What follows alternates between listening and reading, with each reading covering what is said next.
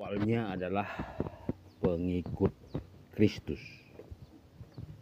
Maka oleh para leluhur, nenek moyang kita, berkumpullah mereka, maka dibuatlah tempat ibadah. Ya, dikatakan gereja.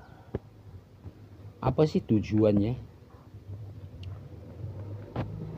Tuhan mengirimkan firman kepada manusia. Apa yang dikatakan oleh Paulus di Korintus 18:1-17. Kemudian Paulus meninggalkan Athena, lalu pergi ke Korintus.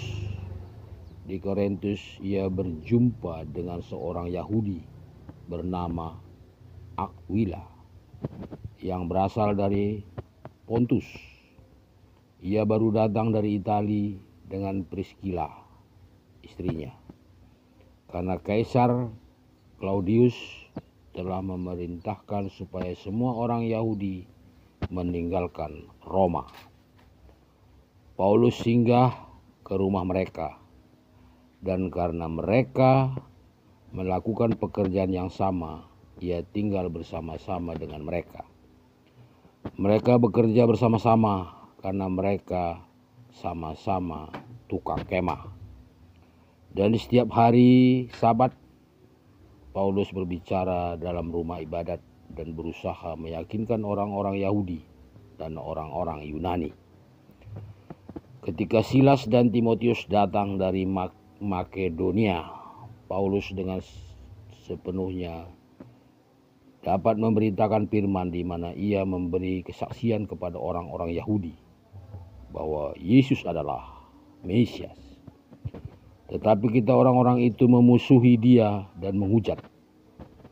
Ia mengebaskan debu dari pakaiannya dan berkata kepada mereka, "Biarlah darahmu bertumpah ke atas kepalamu sendiri. Aku bersih, tidak bersalah. Mulai dari sekarang aku akan pergi kepada bangsa-bangsa lain." Maka keluarlah ia dari situ, lalu datang ke rumah seorang bernama Titius Justus yang beribadah kepada Allah, dan yang rumahnya berdampingan dengan rumah ibadat. Tetapi Krispus, kepala rumah ibadat itu, menjadi percaya kepada Tuhan bersama-sama dengan seisi rumahnya. Dan banyak dari orang-orang Korintus yang mendengarkan pemberitaan Paulus menjadi percaya dan memberi diri mereka dibaptis. Pada suatu malam berfirmanlah Tuhan kepada Paulus dalam suatu penglihatan, "Jangan takut. Teruslah memberitakan firman dan jangan diam. Sebab aku menyertai engkau, dan tidak ada seorang pun yang akan menjamah dan menganiaya engkau, sebab banyak umatku di kota ini." Maka tinggallah Paulus di situ selama 1 tahun 6 bulan. Dan ia mengajarkan firman Allah di tengah-tengah mereka.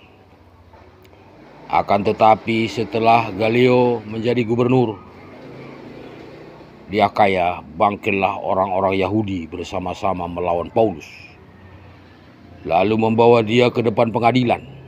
Kata mereka, "Ia ini berusaha meyakinkan orang untuk beribadat kepada Allah dengan jalan yang bertentangan dengan hukum Taurat." Kita Paulus untuk mulai berbicara, berkatalah Galio kepada orang-orang Yahudi itu, "Hai orang-orang Yahudi, jika sekiranya dakwamu mengenai sesuatu pelanggaran atau kejahatan, sudahlah sepatutnya aku menerima perkaramu. Tetapi kalau hal itu adalah perselisihan tentang perkataan atau nama atau hukum yang berlaku antara kamu, maka hendaklah kamu sendiri mengurusnya. Aku tidak rela menjadi hakim di atas perkara yang demikian." Lalu ia mengusir mereka dari ruang pengadilan. Maka orang itu semua menyerbu Sostenes, kepala rumah ibadat, lalu memukulinya di depan pengadilan itu. Tetapi Galio sama sekali tidak menghiraukan hal itu. Saudara-saudara yang terkasih, akhir zaman, apa yang Anda katakan dengan antikristus akan terjadi di muka bumi. Dan mereka adalah orang-orang Yahudi, orang Yunani, dan orang-orang yang beriman, yang tiap hari bercerita tentang Yesus, bercerita tentang Allah. Tapi mereka inilah Yudas-Yudas di akhir zaman, yang duduk di singgasana, di hierarki gereja, Katolik, Kristen, Islam, Hindu, Buddha, dan aliran kepercayaan Tuhan Yang Maha Esa. Dan paling mengerikan, mereka duduk sebagai kepala negara, sebagai panglima, sebagai presiden. Saya tidak mengurusin kamu. Saya tidak menghiraukan kamu. Jalani saja pemerintahanmu. Saya akan membangun pemerintahan dalam Roh Kudus, dalam kebenaran di muka bumi ini. Apabila kau selamat, itu berarti kau bertobat. Tapi apabila kau menderita dan disiksa di akhir zaman, berarti itu adalah kebenaran dari Tuhan dibuktikan di hadapan manusia di muka bumi. Daily Juni 2025, Yeshua Mashiach. Amin.